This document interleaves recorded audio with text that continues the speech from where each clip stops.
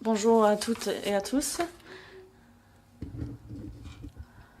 Je me sens un peu émue. C'est une journée très longue et je ne sais pas si je vais pouvoir m'exprimer ce soir.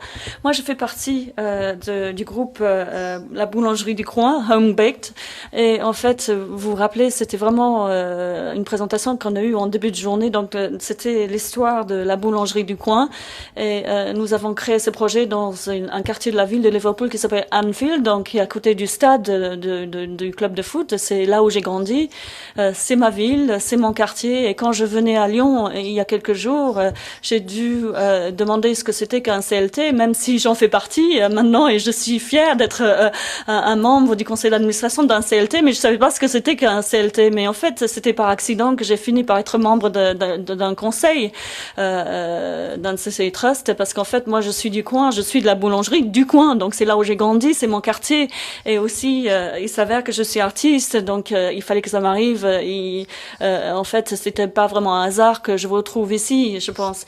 Mais en fait, l'histoire que je voulais vous raconter, c'est une histoire qui semble être une histoire de conte de fées, mais je vous le garantis, je ne l'invente pas. Et il y a beaucoup de méchants dans cette histoire aussi, beaucoup de méchants.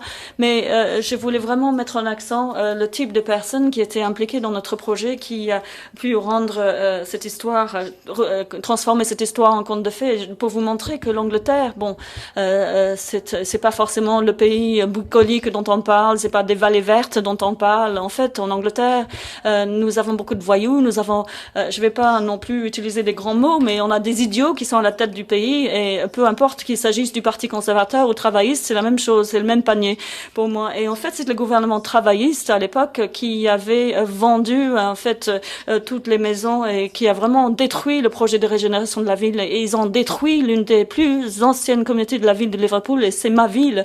Et mes parents qui avaient vécu dans cette ville, et mes parents, ils avaient une petite maison qui se trouve, je sais pas si vous avez vu la rue avec les maisons mitoyennes, avec tout le métal qui se trouvait devant, c'était ma rue, et c'était la rue où j'avais vécu pendant 34 ans, donc mes parents avaient presque fini de payer leur prêt hypothécaire, donc en fait, ils étaient presque libres de toute dette, ils avaient tout payé, ils avaient payé en temps et en heure, donc ils avaient payé toutes leurs factures, ils avaient économisé, parce que si l'on vient de ces quartiers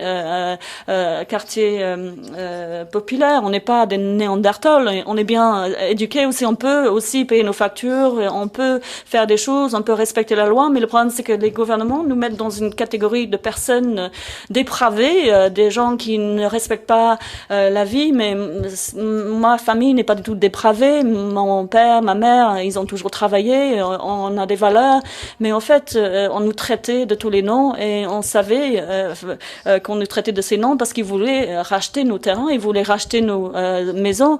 Et en fait, il s'est avéré qu'une partie de ces fonds devait être payée aux promoteurs immobiliers. Ils voulaient jamais mettre en œuvre ces financements pour créer des projets de régénération de la ville. C'est vrai qu'il y a eu beaucoup d'argent dépensé au départ, mais on nous a donné par exemple une subvention pour remplacer nos portes d'entrée, pour remplacer nos fenêtres. Donc on n'a jamais pu croire qu'ils voulaient démolir nos maisons par la suite, mais ils l'ont fait. Donc un gâchis, c'est un gâchis énorme. Et donc ma famille a été expulsée, et expropriée, et mon père s'est battu. Donc il s'est battu pour échanger. Donc il s'est dit, bah si on va m'exproprier, au moins est-ce que je pourrais avoir un échange, donc avec une maison semblable, à un prix semblable. Mais en fait, le gouvernement lui a répondu non, on ne peut acheter une maison qui a la même valeur marchande. Donc étant donné que dans la rue, donc c'était une ville fantôme et la plupart des maisons étaient barricadées, donc en fait il y avait très peu de valeur marchande, donc en fait le prix qu'ils nous ont donné était très très faible, et donc du coup ils ont dû prendre un autre prêt hypothécaire, ils ont dû prendre un autre prêt, donc au lieu d'avoir une compensation ou des dommages et intérêts, ils ont dû encore souscrire encore un prêt, et ce en raison du fait que le gouvernement refusait de leur payer le prix de cette maison, et que ce gouvernement avait décidé que ces maisons mitoyennes n'étaient plus des maisons désirables et qu'il fallait les démolir à tout prix pour changer l'image de la ville et pour muscler l'économie locale.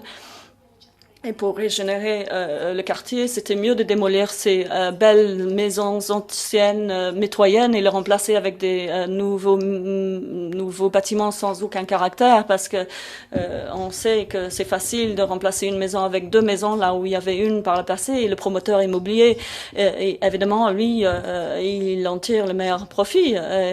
Personne nous a demandé notre avis, donc au-delà de tout cela, donc le prêt supplémentaire, ils ont dit peu importe, c'est pas grave, vous n'avez pas à rembourser ce prêt avant votre mort.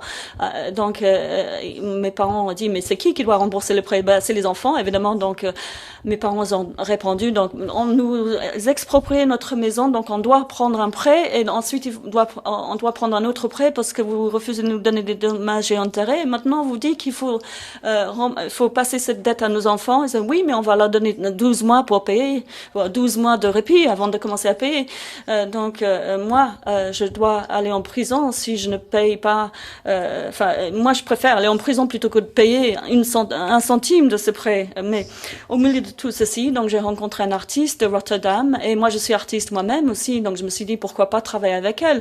Et dans une situation aussi grave que celle-ci, évidemment j'appréhendais un peu, mais j'ai fait un peu de recherche, et je suis allée la voir avec mon père, parce que mon père était très actif dans la communauté locale, parce qu'il avait essayé de défendre ces maisons et empêcher la démolition. Donc on m'a invité à la boulangerie du coin, et j'ai pensé que c'est réellement que ça allait être vraiment beaucoup de non-sens, beaucoup de foutaise en quelque sorte, parce que c'est vrai que j'avais déjà vu des artistes arriver, débarquer dans le quartier pour nous dire bon, on peut vous aider à vous réparer vous-même, ou comme si on était des idiots. Mais il m'a fallu un certain temps pour me convaincre.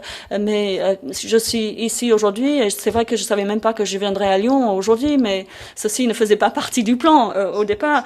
Mais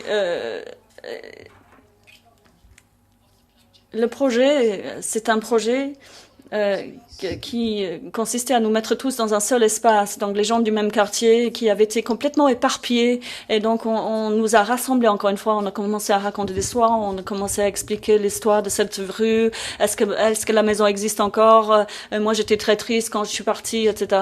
Donc c'était vraiment un endroit où on pouvait vraiment parler de ses problèmes, parler de ses frustrations, et je voulais être partie de ce groupe, faire partie de ce groupe pour que l'on puisse rester soudés et travailler ensemble. Et si jamais ça se reproduit encore à l'avenir, plutôt que de lutter tout seul, c'est mieux de lutter ensemble pour garder le droit et protéger le droit de rester dans notre maison et de ne pas se faire expulser, et aussi faire du pain en même temps, parce que ça a du sens de faire du pain, parce que c'est le pain quotidien. Merci.